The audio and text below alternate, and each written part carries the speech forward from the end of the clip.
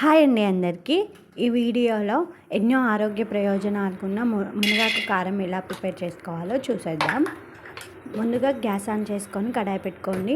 అందులో 50 గ్రామ్స్ వరకు పల్లీలు వేసి వేయించుకోండి.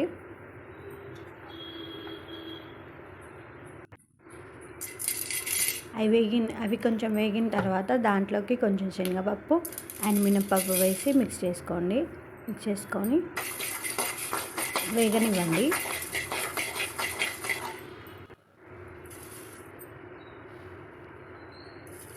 అండ్ కొంచెం జీలకర్ర కూడా వేసి వేయించుకోండి.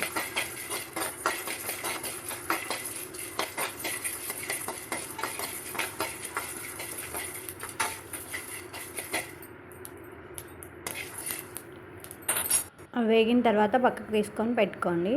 దాంట్లోకి ఒక 10 రెమ్మల కరివేపాకు వేసి వేయించుకోండి.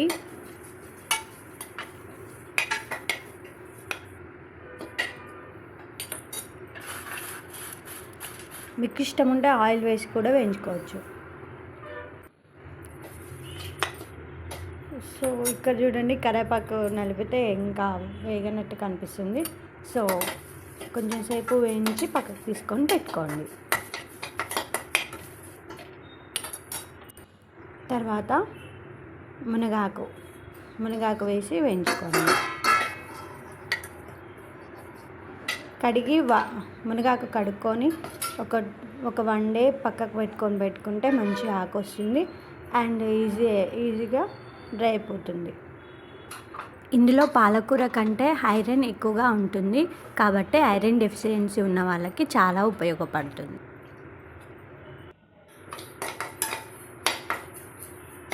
చూడండి, ఇక్కడ మునగాకు మంచిగా వేగిపోయింది.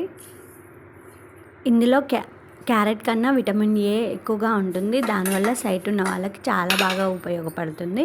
అండ్ ఎముకలకు కూడా మునగాకు కూడా తీసి పక్కకు పెట్టుకోండి. తర్వాత ముందే తొడిమలు తీసి గిల్లి పెట్టుకున్న ఒట్టిమిరపకాయలని కూడా వేయించుకోండి. ఒక 30 వరకు తీసుకుంటున్నాను ఇక్కడ నేను మిర్చిని.